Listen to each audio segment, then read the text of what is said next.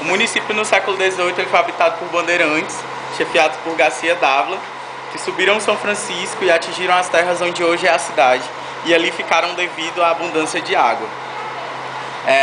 Em 1725, em 3 de outubro, Paulo Viveiros Afonso ele recebeu uma sesmaria que ficava do lado da margem do lado esquerdo do Rio São Francisco.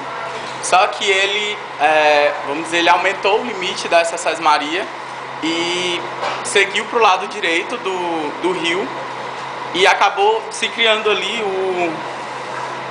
a tapera de Paulo Afonso. Em 15 de março de 1948, o governo criou a Companhia Hidrelétrica de São Francisco, tentando aproveitar a energia da cachoeira de Paulo Afonso, e o acampamento da obra se localizou nas terras da Fazenda Forquilha. E em torno do acampamento nasceu e cresceu a cidade de Paulo Afonso. A cachoeira de Paulo Afonso está totalmente ligada à questão da criação da cidade e do aumento da população da cidade e da cidade como um todo. As expedições que iniciaram em 51 a penetração de São Francisco estão ligadas à história da cachoeira de Paulo Afonso.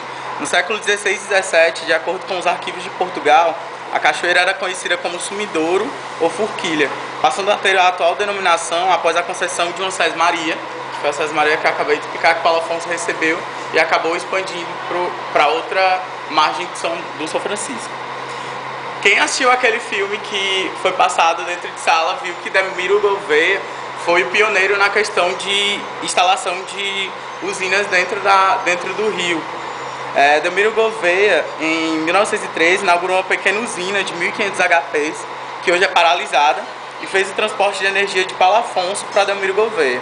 A usina que Delmiro Gouveia inaugurou foi a primeira instalada no Brasil, e suas turbinas estão a mais de 80 metros abaixo do nível do São Francisco.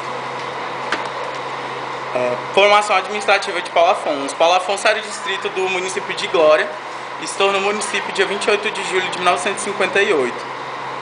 Ele pertence à microrregião do sertão de Paulo Afonso e ocupa uma área de 1.700 km². A sede da cidade está a 2.043 metros de altitude. A população da cidade é mais ou menos 108 mil habitantes e o que contribui para o PIB da cidade é a indústria e os serviços. A indústria está no topo, depois vem os serviços. A saúde, na área da saúde, os hospitais da cidade são na maioria municipais, seguido dos privados, né? Não há um apoio federal na questão da saúde dentro da cidade de Paulo Afonso. A mesma coisa acontece com a educação, onde o município investe muito nas escolas e não há um apoio tão grande do governo federal. E seguindo o governo municipal, o número de escolas privadas também é bem grande. Chamando a atenção do São Francisco, da Montante até a Jusante, porque ele é um canal de entrada e de descida também, né, do centro do sudeste para o nordeste.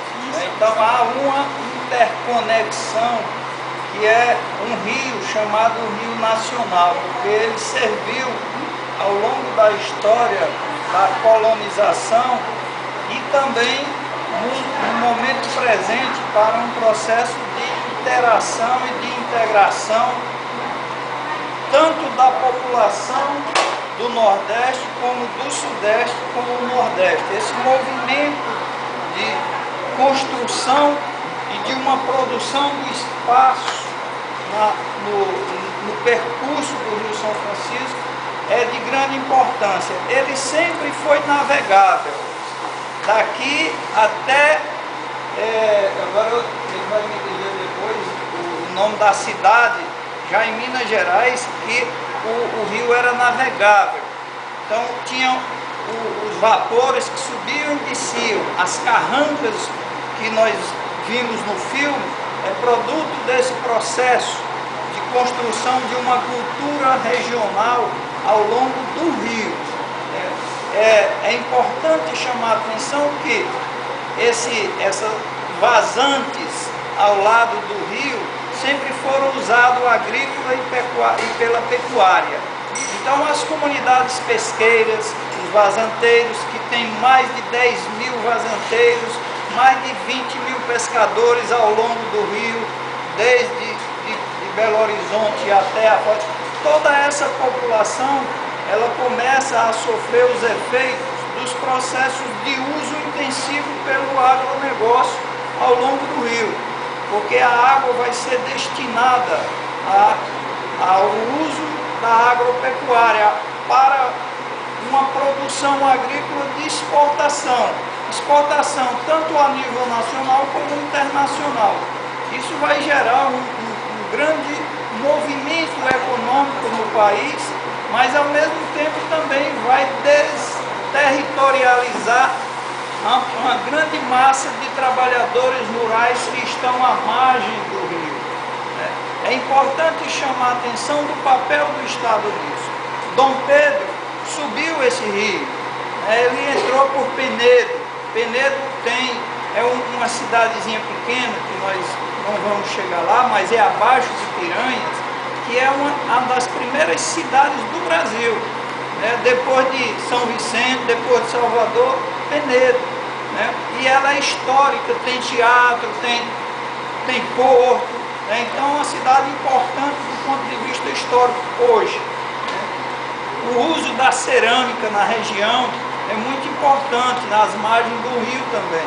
Então tem a indústria de cerâmica, a indústria das olarias, e além das usinas que foram implantadas, porque o rio era navegável, ele tinha condição de transportar mercadorias de norte a sul, ou de sudeste a nordeste, certo?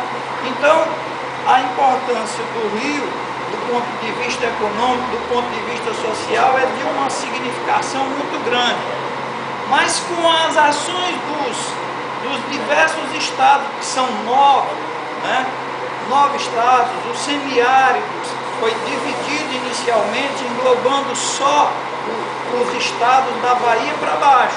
Minas Gerais não estava incluso no semiárido inicialmente, no processo de definição do semiárido.